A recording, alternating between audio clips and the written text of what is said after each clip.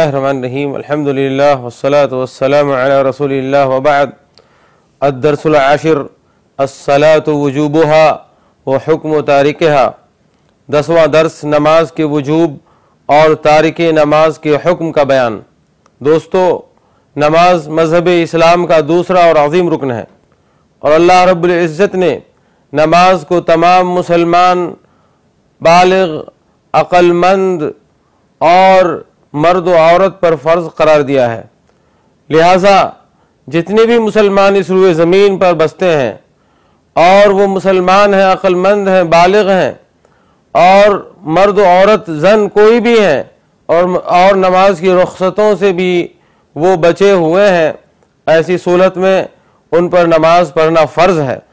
اللہ رب العزت نے نماز کی فرضیت کا حکم دیتے ہوئے قرآن کریم میں بے شمار موقع پر ہمیں احکامات جاری فرمائے ہیں۔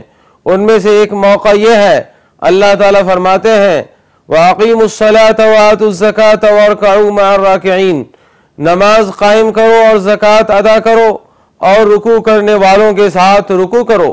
میرے بھائی، یہ نماز کیا ہے؟ نماز یہ مومنوں کا شعار ہے، نماز یہ مومنوں کا زیور ہے، نماز یہ نبی کریم صلی اللہ علیہ وسلم کے آنکھوں کی ٹھنڈک ہے۔ نماز میرے بھائی، اللہ رب العزت نے ساری عبادتوں کو اس روئے زمین پر فرض قرار دیا، لیکن نماز کو فرض کرنے کے لیے حبیب مصطفیٰ جناب محمد رسول اللہ صلی اللہ علیہ وسلم کو 7ویں آسمان پر بلایا، لہٰذا اس کی اہمیت واضح ہوتی ہے۔ نماز میرے بھائی کیا ہے؟ نماز پڑھنے کا ثواب جنت ہے۔ نماز جو شخص پڑھتا ہے اللہ رب العالمین اس سے خوش ہو جاتے ہیں۔ جو شخص نماز فجر کی پڑھتا ہے اور جو شخص نماز عصر کی پڑھتا ہے اللہ تعالیٰ اسے جنت کی ضمانت دیتے ہیں۔ اور میرے بھائی، نماز مومنوں کے لیے ضروری ہے، اس میں کسی کو چھٹکارا نہیں ہے۔ اللہ رب العالمین نے ارشاد فرمایا حافظوا علی الصلوات والصلاة الوسطی وقوموا للہ قانتین، نمازوں کی حفاظت کرو، بالخصوص بیچ والے نماز کی، درمیانی نماز کی، اور اللہ رب العالمین کے سامنے باادب کھڑے رہا کرو۔ دوستو، نماز یہ پیارے نبی جناب محمد رسول اللہ صلی اللہ علیہ وسلم کی سنت بھی ہے، اور پیارے نبی صلی اللہ علیہ وسلم نے خود بھی نماز ادا کیا اور تمام مسلمانوں کو نماز پڑھنے کا حکم دیا۔ میرے بھائی، نماز کیا ہے؟ نماز گناہوں کا کفارہ ہے، پچھلے تمام گناہوں کو نماز بخش دیتی ہے میرے بھائی۔ اور جو لوگ رات کی تاریکی میں نماز پڑھنے جاتے ہیں اللہ تعالیٰ قیامت کے دن اسے نور عطا فرمائیں گے۔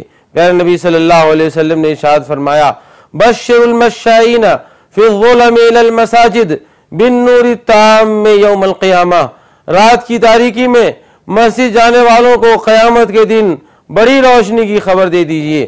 میرے بھائی، نماز کیا ہے؟ یہ جنت میں داخلے کا سبب ہے۔ پیارے نبی صلی اللہ علیہ وسلم نے بے شمار موقع پر ارشاد فرمائے ہیں کہ جس نے صبح کی نماز ادا کی، شام کو مسجد گیا، اللہ تعالیٰ اس کے لیے جنت میں گھر بناتے ہیں، عمارت اور محل تعمیر کرتے ہیں جب جب وہ مسجد کو جاتا ہے۔ پیارے نبی صلی اللہ علیہ وسلم نے ارشاد فرمایا لوگوں، تمہارا کیا خیال ہے کہ اگر تمہارے گھر کے سامنے نہر بہہ رہی ہو، نہر جاری ہو، اور اس میں تم 5 وقت نماز غسل کرو تو کیا اس کے جسم پر محض کوئی چہل باقی رہے گا؟ صحابہ کرام نے کہا نہیں اللہ کے نبی صلی اللہ علیہ وسلم۔ پیارے نبی صلی اللہ علیہ وسلم نے ارشاد فرمایا فَذَلِكَ مَثَلُ الصَّلَوَاتِ الْخَمْسِ يَمْحُو اللَّهُ بِهِنَّ الْخَطَايَا، یہ 5 وقت نمازوں کی فضیلت ہے کہ اللہ تعالیٰ نماز پڑھنے والوں کے گناہوں کو معاف فرما دیتے ہیں۔ ایسے ہی اللہ رب العزت نے قرآن کریم میں ارشاد فرمایا إِنَّ الصَّلَاةَ كَانَتْ عَلَى الْمُؤْمِنِينَ كِتَابًا مَوْقُوتًا، کہ نماز مومنوں پر مقررہ وقت میں فرض ہے، لہٰذا اس میں وقت کے آگے اور پیچھے کرنے کی گنجائش نہیں ہے۔ پیارے نبی صلی اللہ علیہ وسلم کو اللہ رب العالمین نے حکم دیا کہ نماز قائم کیجئے، اور نماز یہ گناہوں کا کفارہ ہے۔ نماز یہ چھوٹے چھوٹے گناہوں کو بخش دیتی ہے، معاف کر دیتی ہے۔ پیارے نبی صلی اللہ علیہ وسلم فرمایا کرتے تھے کہ اے بلال، نماز کے لیے اذان دے کر مجھے راحت پہنچاؤ، اور آپ صلی اللہ علیہ وسلم نے فرمایا کہ میرے آنکھوں کی ٹھنڈک نماز بنائی گئی ہے، یا نماز میں میرے لیے آنکھوں کی ٹھنڈک بنائی گئی ہے، لہٰذا پیارے نبی صلی اللہ علیہ وسلم پر جب کوئی مصیبت آتی، جب کوئی پریشانی کا عالم ہوتا، پریشانی کا منظر ہوتا، تو ہمارے نبی صلی اللہ علیہ وسلم فوراً وضو کر کے 2 رکعت اللہ کے لیے نماز پڑھتے۔ لہٰذا نماز تمام پریشانیوں کا، غموں کا اور دشواریوں کا ازالہ ہے، اور تمام دشواریوں کا حل ہے، تمام مصیبتوں کا حل ہے۔ لہٰذا ہمیں چاہیے کہ زیادہ سے زیادہ ہم نماز پڑھیں۔ پیارے نبی جناب محمد رسول اللہ صلی اللہ علیہ وسلم کا فرمان یہ بھی ہے کہ جب بندہ سجدے کی حالت میں ہوتا ہے تو اللہ رب العالمین سے قریب تر ہوتا ہے، لہٰذا تم سجدے کی حالت میں زیادہ سے زیادہ اللہ سے اپنی ضرورتوں کے سامان مانگو، دعا کیا کرو، قریب ہے کہ تمہاری دعا قبول کر لی جائے۔